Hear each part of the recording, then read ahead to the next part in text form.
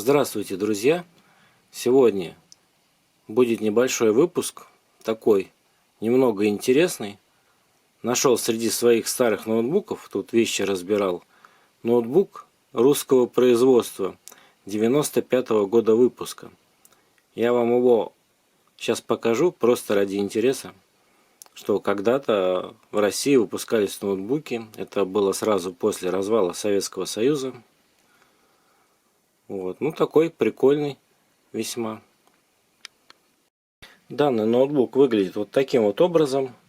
Он, конечно, хоть якобы и российский, но внутри у него, естественно, стоит процессор от Intel, ну и прочие детали, которые в те времена производились в Соединенных Штатах.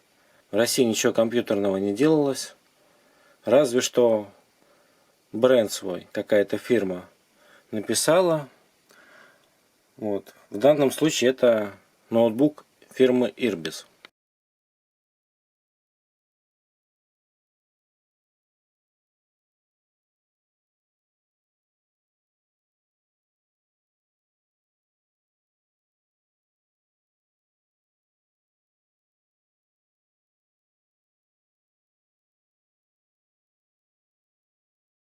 С обратной стороны он выглядит вот таким вот образом. Здесь все время отскакивала вот эта вот крышечка. В конце концов она у меня потерялась, куда оперативная память вставляется. Ну, естественно, этим компьютером пользоваться уже нельзя. Он, кстати, еще включается, но здесь оперативки всего лишь 64 мегабайта. Но это вообще ни о чем. Вот, стоял здесь 95-й Windows. Вот такая вот интересная весьма надпись. То есть изготовлено в России ООО НК Групп, срок службы 6 лет, Интро 1214 комбо. А назывались ноутбуки в то время портативные персональные электронные вычислительные машины. Весьма забавно звучало. Данный ноутбук был весьма толстый и очень тяжелый. Ну как очень тяжелый? Он весит 3 килограмма 100 грамм. Для сравнения я вам сейчас покажу IBM тех же годов. Американский ноутбук. Ну, уже чисто американский. То есть вот IBM 95-го года. Так называемый IBM ThinkPad. В будущем эта фирма будет называться фирмой Lenovo, когда ее выкупят китайцы. Но тогда это была еще настоящая IBM. Тоже с 95-м Windows. Но этот, в отличие от русского, был уже тоненький и легкий ноутбук. Он весил 2,5 килограмма. То есть на полкилограмма легче, чем русский.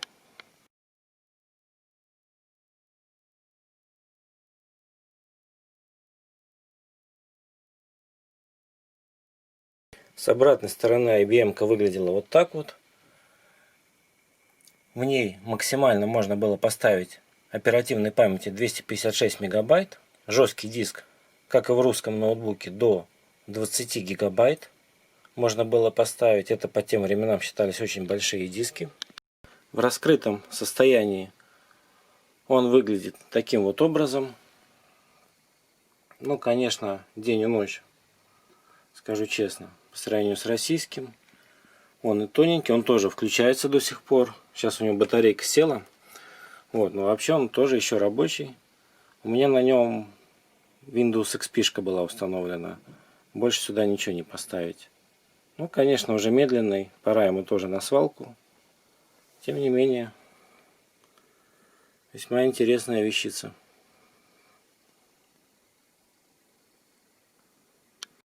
Вот если сбоку сравнивать IBM-ка и Irbis.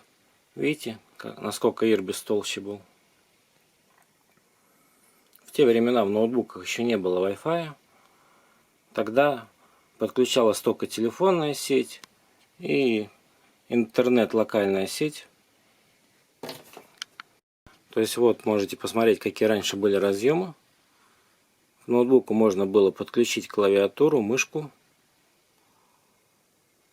обычный интернет-кабель и телефонный кабель.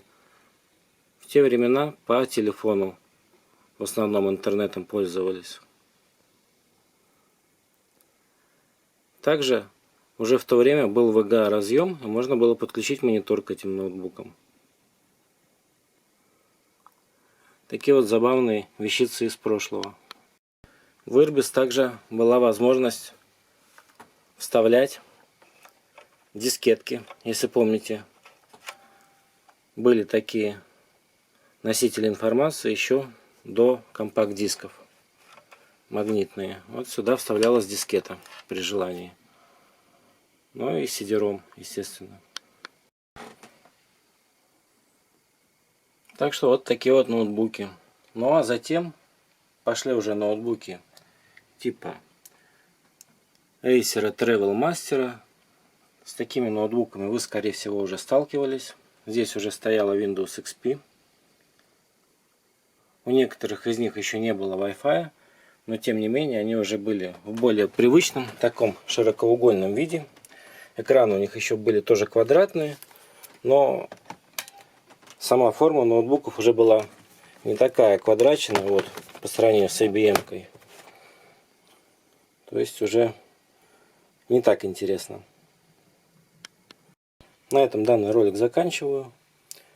В общем-то, основной посыл, ребята, это было вам показать, что русские ноутбуки, которые назывались портативными вычислительными машинами, тоже были когда-то давно. Но это было начало 90-х.